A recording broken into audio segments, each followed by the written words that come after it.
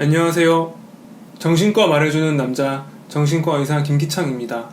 이번 시간에는 사회불안장애에 대해서 말씀드리겠습니다. 사회불안장애라는 말은 사실 정신과적 진단으로 쓰이는 용어이며 일반인 분들께는 사회공포증, 대인기피증으로 더 잘 알려져 있습니다. 그리고 그 단어에서 유추할 수 있듯이 사회불안장애는 불안장애 중 하나로서 사회적 관계나 사회적 상황에서 지속적인 불안이나 공포를 경험하는 질환입니다.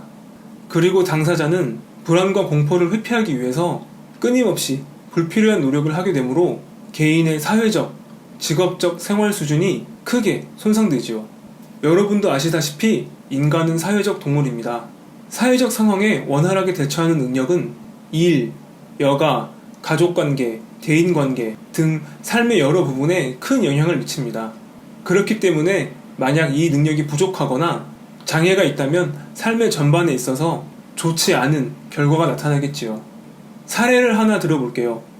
대학교 강의 시간으로 한번 가정해 봅시다. 교수님과 학생들이 지켜보는 가운데 김모 씨가 발표를 해야 되는 상황이에요. 방 안의 모든 사람의 이목이 집중된 순간에 어쩐 이유 때문인지 김모 씨는 목소리를 잘 내지 못하고 사람들과 눈을 마주치지 못한 채 우물쭈물해하고 있습니다. 사실 김모 씨는 초등학교, 중학교, 고등학교 시절을 평범한 학생으로 교우관계도 적절한 수준으로 문제없이 해왔는데 대학교에 입학한 후 곤란한 상황이 이어지고 있어요. 그전까지는 짜여진 스케줄에 따라서 학교와 집을 오가면서 학생으로서 해야 되는 공부와 과제만 하면 됐었는데 대학교에 입학한 뒤로부턴 짜여진 스케줄이 없이 혼자 결정해야 하는 일이 많았으며 동시에 이전에 비해서 다른 사람들과 함께 해야 하는 시간이 많아졌어요. 그리고 그 과정에서 이유는 모르겠으나 언제부터인가 다른 사람들과 함께 있을 때 가슴이 두근거리고 목소리도 떨리고 심하게는 어지럼증도 동반됩니다. 이런 일이 반복되면서 혼자였다면 하지 않았을 실수도 자꾸 생기고 그럴 때마다 창피한 마음이 들어서 사람들을 더 피하게 됐어요. 지금 다시 현재로 돌아와서 많은 사람들 앞에서 발표를 해야만 하는 상황인데 김모 씨는 두근거리는 가슴과 떨리는 목소리로 발표를 대강 마무리하고 자리에 돌아옵니다. 그리고 자신이 방금 전에 했던 실수를 떠올리며 다른 사람들이 마음속으로 자기를 얼마나 안 좋게 평가했을지를 생각하며 우울해집니다. 만약 이 사례가 자신의 현재 상황과 같거나 현재 학교는 아니지만 다니시는 직장에서 또는 일반적 사회관계에서 이와 비슷한 어려움을 느끼시는 분이 있다면 이 영상을 차분하게 끝까지 보시기를 권장드립니다. 사회불안장애 전반을 이해하는데 많은 도움이 되실 거예요. 이번 시간에는 사회불안장애, 즉 사회공포증과 대인기피증의 종류와 원인, 증상, 치료법 등 사회불안장애의 전반에 대해서 알기 쉽게 설명드릴게요. 영상 시청 후에 궁금한 점 있으면 댓글 달아주세요. 영상 내용이 유익했다면 하단의 구독과 좋아요 부탁드리겠습니다. 그럼 시작할게요.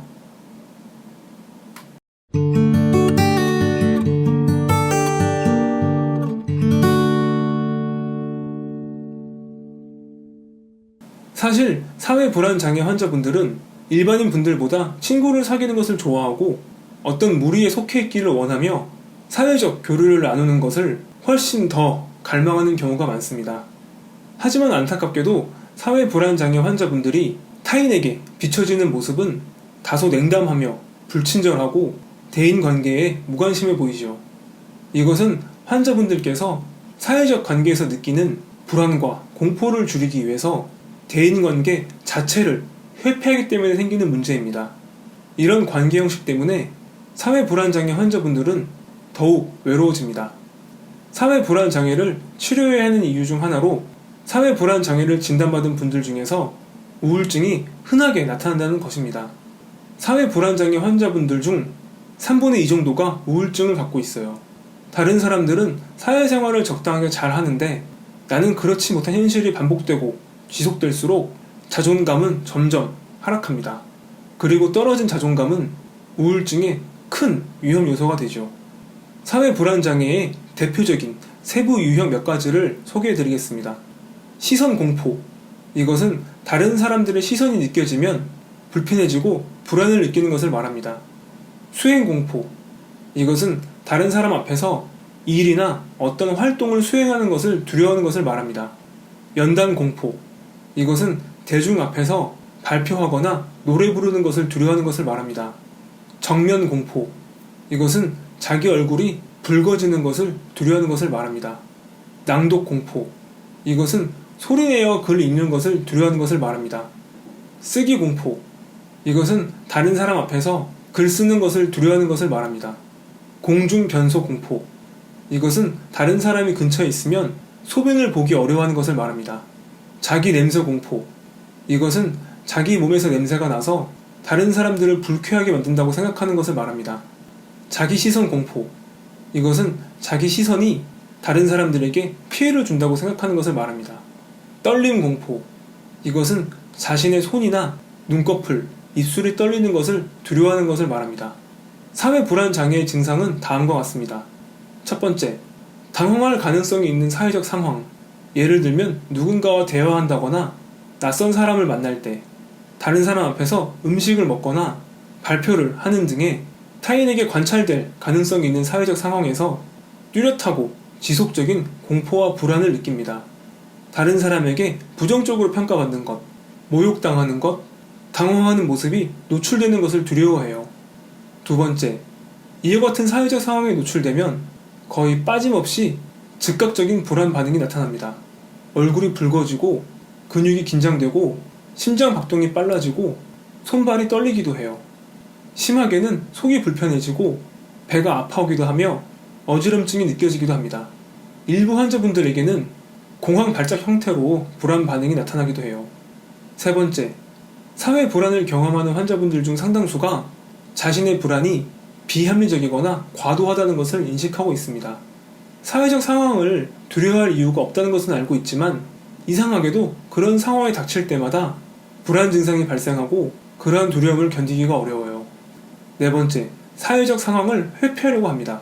사회적 상황에 노출될 때마다 불안과 공포, 가슴 두근거림, 손발 떨림 등의 불안 증상이 발생하고 스스로 이를 극복해내기가 어렵기 때문에 아예 사회적 상황에 노출되는 것 자체를 줄이려고 노력합니다.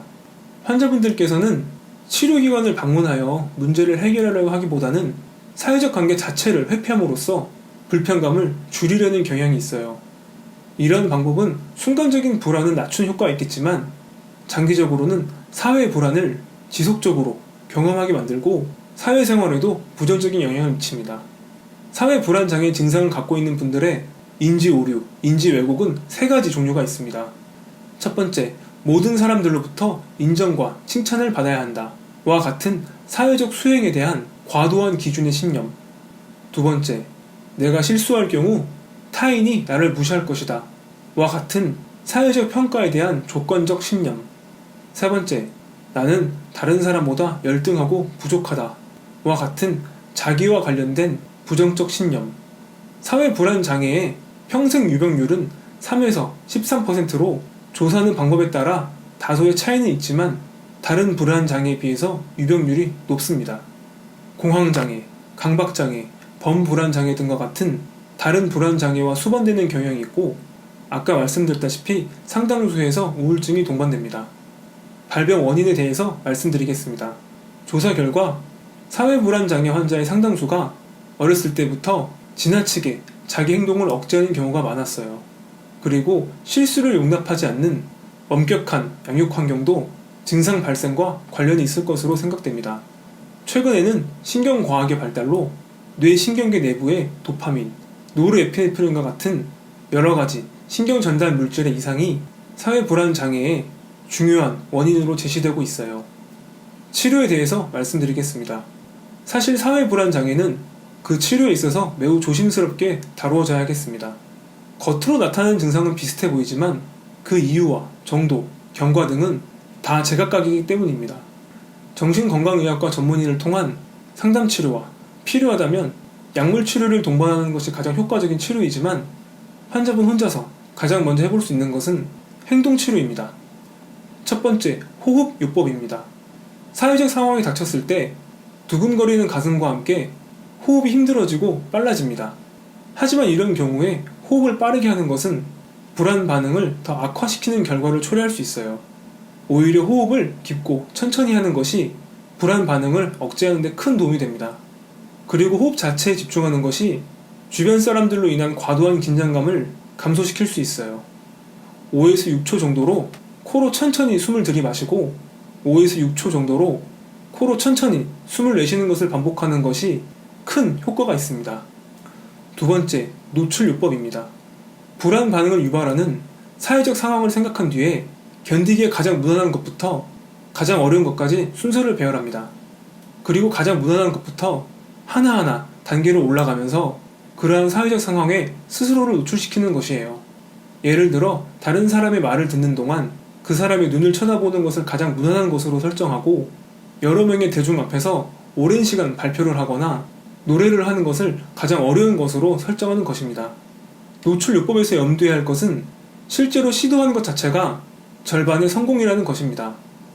확실하게 성공하기 위해서는 많은 실패가 따를 수 있지만 그 모든 실패는 성공으로 가는 중요한 재료가 됩니다. 이번 시간에는 사회불안장애, 사회공포증, 대인기피증의 전반에 대해서 알아보았습니다. 영상 시청 정말 감사드립니다. 궁금한 점 있으시면 댓글 남겨주세요. 영상 내용이 유익했다면 구독과 좋아요 부탁드리겠습니다. 그럼 다음에 봐요.